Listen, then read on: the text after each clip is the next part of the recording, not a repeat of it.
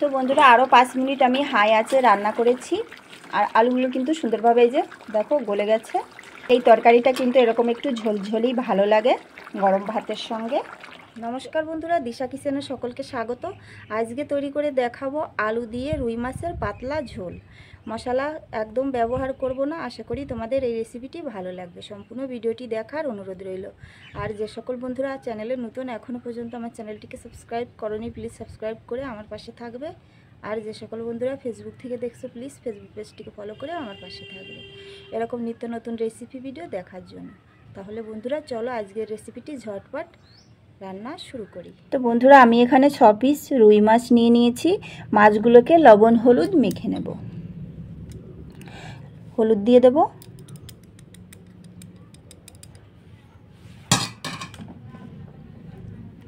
লবণ দিয়ে দেব। এবার লবণ হলুদটা ভালো করে মেখে নেব মাছের গায়ে।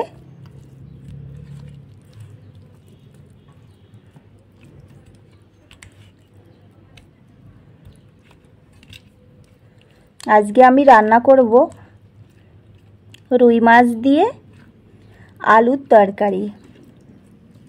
একদম গ্রাম বাংলার একটা রান্না। আশা করি তোমাদের রেসিপিটি ভালো লাগবে। সম্পূর্ণ ভিডিওটি দেখতে থাকো বন্ধুরা।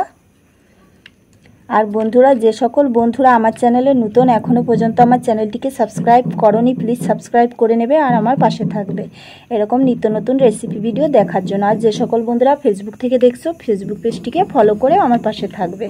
তো বন্ধুরা দেখো কথা বলতে বলতে মাছগুলোই আমি লবণ হলুদ মেখে নিয়েছি। এবার মাছগুলোকে ভেজে নেব। মাছগুলো ভেজে নেওয়ার জন্য গ্যাস ধরিয়ে একটা কড়াই বসিয়ে দিয়েছি। কড়াইতে দিয়ে দিচ্ছি সর্ষের তেল। তেলটা একটু কড়াইয়ের চারিদিকে একটু ছড়িয়ে দেব। এখন আমি একটা একটা করে মাছের পিস কড়াইয়ের তেলের মধ্যে ছাড়ব।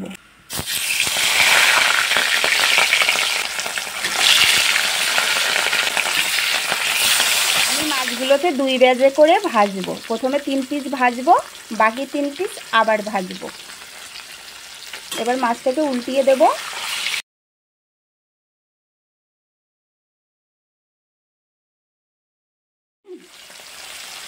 মাছগুলোকে উল্টিয়ে পাল্টিয়ে লাল লাল করে ভেজে নেব। তো বন্ধুরা মাছগুলোকে আমি এই যে উল্টিয়ে পাল্টিয়ে ভেজে নিয়েছি। এবার মাছগুলোকে তুলে নিলাম। ঠিক একইভাবে বাকি 3 পিস মাছও আমি ভেজে নেব। মাছ ভাজা হতে হতে এখানে আমি 3টে আলু খোসা ছাড়িয়ে কেটে ধুয়ে নিয়ে নিয়েছি। দেখে নাও কিভাবে আমি এই আলু দিয়ে মাছের ঝোলটা তৈরি করব। এখানে বাকি 3 পিস মাছও কিন্তু ভাজা হয়ে গেছে।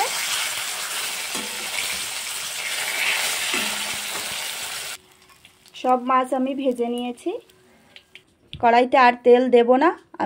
মাছ ভাজা তেলের মধ্যে ফোড়নে দিয়ে দেব জিরা আর 2টো তেজপাতা মাঝখান থেকে ছিঁড়ে।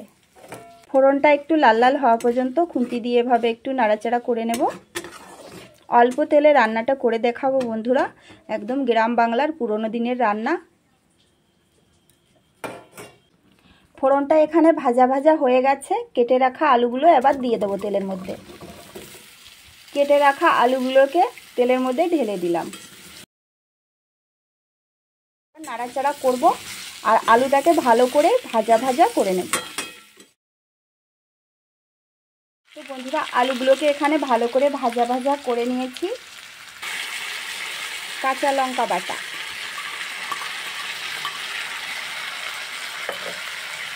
স্বাদ মতো লবণ দিয়ে দেব, পরিমাণ মতো হলুদ দিয়ে দেব,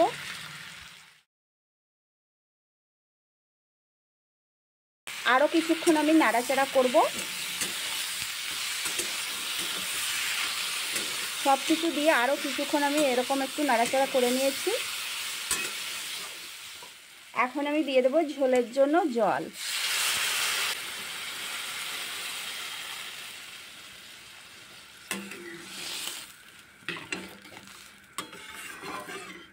এখন আমি হাই আছে কিছুক্ষণ রান্না করব। 5 থেকে 7 মিনিট আমি জাল করে নিয়েছি আর এখন কিন্তু আলুগুলো সুন্দরভাবে গলে গেছে। এখন আমি ভেজে রাখা মাছগুলোকে দিয়ে দেব।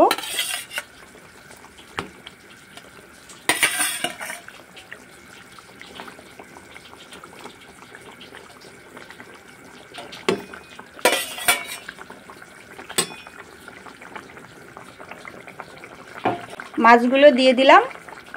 এখন আমি আরও 5 মিনিট হাই আঁচে রান্না করব। তো বন্ধুরা আরও 5 মিনিট আমি হাই আঁচে রান্না করেছি আর আলুগুলো কিন্তু সুন্দরভাবে এই যে দেখো গলে গেছে। আর এই তরকারিটা কিন্তু এরকম একটু ঝোলঝোলই ভালো লাগে গরম ভাতের সঙ্গে। তো এখন আমি গ্যাসের আঁচটা বন্ধ করে দেব আর দিয়ে দেব একটু ভাজা জিরার গুঁড়ো। এখন আমি একটা প্লেটের মধ্যে নামিয়ে নেব তরকারিটা। গরম গরম ভাতের সঙ্গে পরিবেশন করার জন্য একদম রেডি। তো বন্ধুরা আজকের আমার এই রুই মাছ দিয়ে আলুর তরকারির রেসিপিটি তোমাদের কেমন লেগেছে অবশ্যই কমেন্ট করে বলবে। ভালো লাগলে একটা লাইক অবশ্যই করবে, বন্ধুদের সঙ্গে একটু শেয়ার করে দেবে। চ্যানেলে নতুন হলে চ্যানেলটিকে সাবস্ক্রাইব করে আমার পাশে থাকবে এরকম নিত্য নতুন রেসিপি ভিডিও দেখার জন্য। আজকের মতো এই পর্যন্ত। সকলে ভালো থেকো, সুস্থ থেকো। বাই বাই বন্ধুরা। আর সম্পূর্ণ ভিডিওটি ধৈর্য সহকারে দেখার জন্য অনেক অনেক ধন্যবাদ। নমস্কার।